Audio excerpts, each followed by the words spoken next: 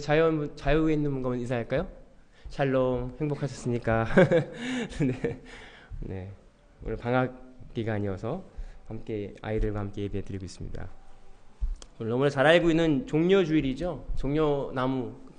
종려나무를 흔들며 예수님이 이제 십자가에 돌아가시기 전에 예루살렘에 입성한 날입니다. 그냥 조용히 들어가도 되는데 곧 오늘 말씀을 통해서 보면 예수님이 예루살렘을 입성하시면서 나귀를 타신 이유는 예전에 구약의 스가랴 말씀을 예언하신 말씀을 이루려고 오늘 이 퍼포먼스가 있었어요. 그리고 많은 사람들이 예수님을 호산나 종려나무까지를 흔들면서 예수님을 환영합니다. 근데 그 당시에 호산나라고 하는 그 말에 의미는 제발 우리를 구원하소서, 지금 구원하소서, 빨리 구원하소서라고 하는 그 기대함이에요. 근데 왜 종려나무 가지를 흔들었냐면 그 당시 이스라엘 백성들에게 종려나무 가지의 의미는 독립입니다. 로마 정권의 그 탄압과 억압으로 인해서 이제 이스라엘의 진짜 왕이 나타나서 우리를 독립시켜 주겠지, 우리를 해방시켜 주겠지라고 하는 기대함을 가지고 호산나를 외쳤습니다. 그리고 나서 정확하게 5일 안에 그 무리들은 예수님을 십자가에 죽이라고 환호성을 치는 상반된 180도 다른 무리들의 모습을 보게 되었습니다. 왜 그랬을까? 그들이 생각했던 해방, 그들이 생각했던 인간적인 자기 정치적인 것에 기대에 못 미치는 예수님을 보면서 예수님을 버리는 모습을 보게 되어지죠. 오늘 말씀이 이루어지는 게 우리의 뜻이 이루어지는 것과 말씀대로 이루어지는 것이 180도 달라졌을 때 우리의 마음에 향한 마음들이 있어요. 여전히 저도 있더라고요. 내 뜻이 이루어졌을 때는 하나님께 영광이고 내 뜻이 이루어지지 않으면 정말 하나님 살아계신가? 왜 이러지? 하나님께 오히려 컴플레인하고 원망하는 우리의 모습들이 있다는 거예요. 오늘 말씀에서 동일하게 이 많은 무리들이 예수님의 하나님의 말씀을 이루려는 것에는 관심이 없었고 그들의 원하는 것, 그들을 해방시켜 줄 만한 일에만 관심이 있었다는 것이죠. 오늘 내면의 본질에 대한 문제보다는 우리의 겉모습에 내 문제가 해결되는 것에만 관심 있는 우리의 모습은 아닌가 오늘 점검해 보기를 소망합니다. 오늘 2절에 보면 이렇게 말씀하시죠. 이르시되 너희는 맞은편 마을로 가라. 그리하면 곧 매인 나귀와 나귀 새끼가 함께 있을 것이니 보리니 풀어 내게로 오라라는 말씀이죠.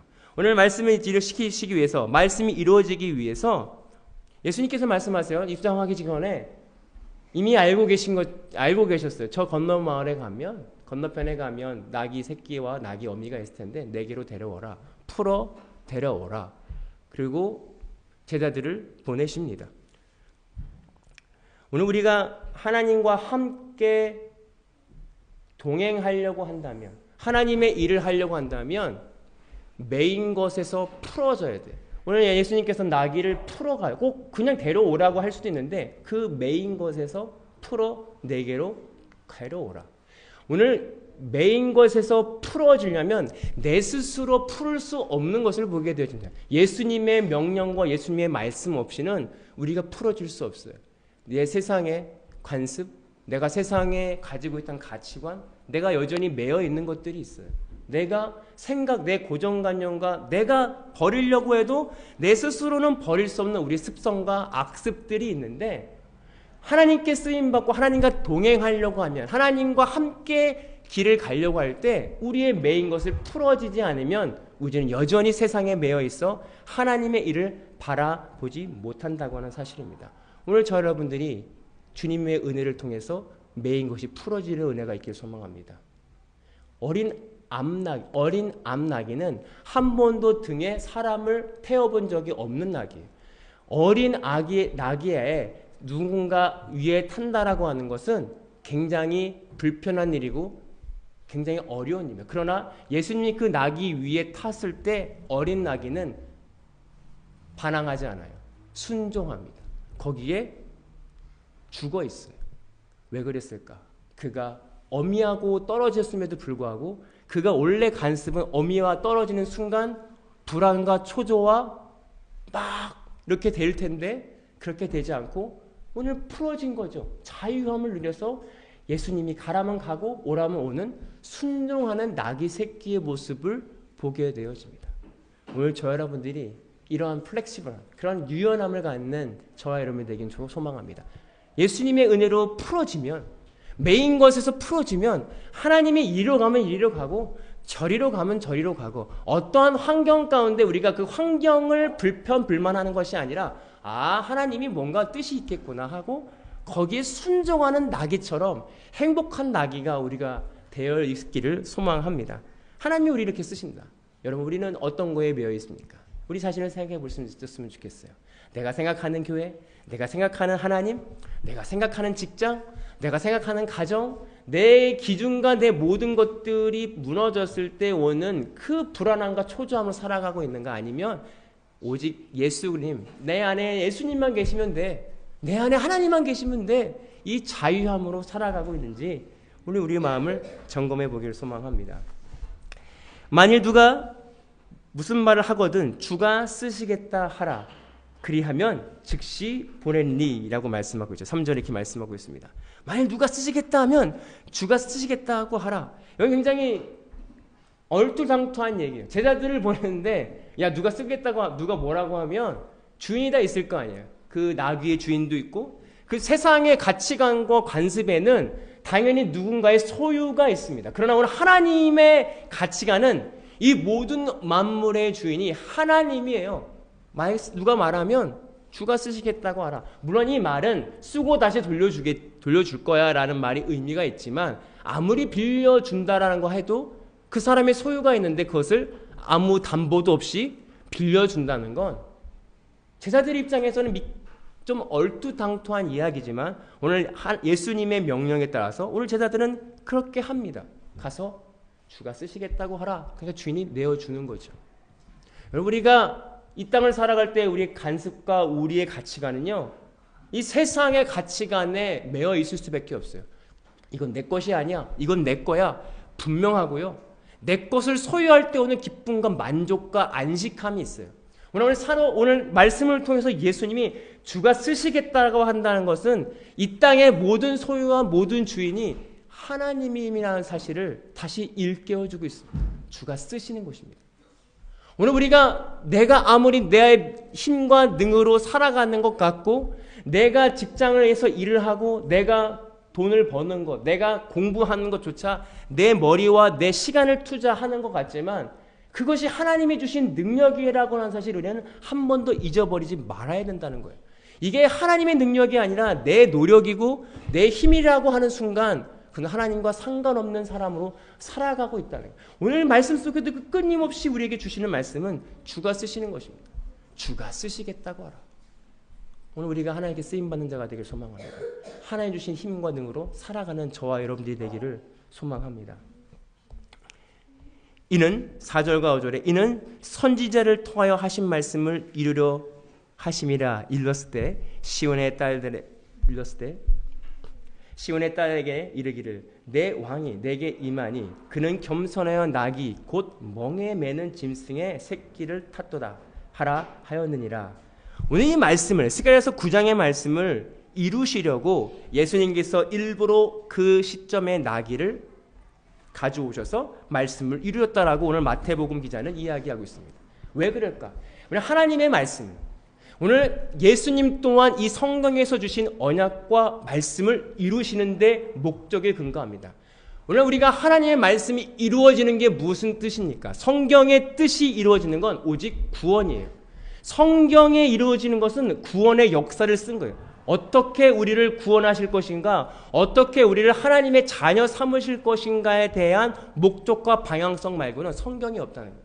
오늘 예수님께서 그 말씀을 이루시려고 어린 나귀를 불러서 오셨다는 거예요. 근데 저와 여러분들은 과연 이 말씀에 동의하고 있는가? 내 뜻과 내 만족을 이루는 데 더 집중하고 있지는 않은지. 오늘 성경은, 또 하나님은 오직 예수님 또한 말씀을 이루시는 데 집중하고 있었다라고 하는 것입니다. 오늘 8절에 보면 무리 대다수는 그들의 겉옷을 펴고 다른 이들은 나뭇가지를 베어 길에 펴서 무리가 이르되 갈릴리 나사렛에서 나신 이가 예수라 하니라 라고 말씀하는 것처럼 많은 무리들이 오늘 예수님을 환영했어요. 많은 무리들은 예수님을 환영하고 되게 기뻐했습니다. 왜 그러냐면 하나님의 뜻이 아니라 그들의 뜻을 이루어줄 메시아를 기대했다는 것입니다. 오늘 성경에서는 분명하게 하나님의 뜻을 이룬다고 말씀하고 있어요. 오늘 우리가 하나님의 뜻을 이루기 위해서 우리 안에 수많은 일들이 벌어집니다. 내가 싫어하는 사람들을 만나고 내가 원하지 않는 환경을 만나고 문제를 만남을 통해서 하나님의 뜻이 이루어집니다. 그 뜻은 뭐냐면 우리가 하나님을 만나는 거예요. 거룩해지는 거예요. 아, 내 안에 아직 이 불안함과 초조함이 있구나. 아, 내 안에 아직 이것에 매여 있는 것이 있구나. 내가 아직 예수 그리스도의 은혜를 통해서 아직 메인바된, 아직 풀어나지 못한 이런 것들을 발견하며 예수님을 의지하는 그러한 문제를 통해서 하나님을 깨달아가는 역사를 우리에게 허락하셨는데 우리는 문제에 매여서 왜 이 문제를 주십니까? 왜 문제를 빨리 해결해 달라고만 이야기하고 있는 거예요. 오늘 이스라엘 백성들처럼 로마 정권에 그들이 속박되었던 이유는 하나님을 제대로 바라보지 못한 것이었지만 그들은 하나님을 바라보지 못한 것을 보지 못하고 그 상태, 매여 있는 상태, 해방되지 못한, 독립하지 못한 상태만 바라보고 있었다는 거예요.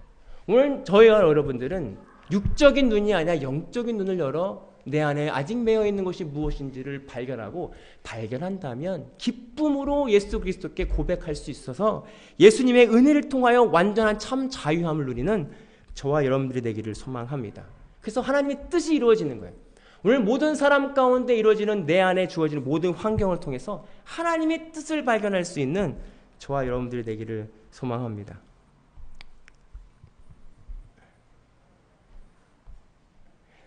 11절에 보면 다시 무리가 이르되 갈릴리 나산에서 나신 선지자라 예수라 하니라. 그들이 물어봤어요. 저 사람이 누구냐? 대체 누군데 여기 와서 이렇게 많은 사람들이 환영하냐? 저 사람 일반 사람 나사렛 예수인데 나산에서 태어난 한 메시아인데라고 많은 사람들이 이야기했어요. 그 사람들의 출신, 그 사람의 배경을 설명합니다. 오늘 우리의 영적인 눈이 없다면 예수님은 한 아랍 사람, 2000년 전에 누구 한 사람이 지나간 선지자 중에 한 명으로 볼 수 있어요. 그들 또한 예수 그리스도가 어디서 태어난 배경을 설명합니다. 우리가 인간의 눈을 보면 그 사람의 배경을 보고 그 사람의 환경을 보고 그 사람의 능력을 봐요. 그러나 오늘 영적인 눈이 없기 때문에 그들은 그 사람 예수님을 한 인간으로밖에 볼 수 없었습니다. 그러나 오늘 우리가 영적인 눈을 본다면 그 예수 그리스도는 내 죄를 해결하실 분, 나의 매여 있는 것을 풀어주실 분이라고 하는 그 믿음이 있다면, 그 영적인 눈이 있다면 예수님을 의지할 수 있는 거죠. 오늘 이번 주에도 제 마음 가운데 수많은 매여 있는 것들을 말씀을 통해서 보게 되었습니다. 하나님, 여전히 저는 불안하고 초조한데 어떻게 이 매임에서 풀어줄 수 있나요?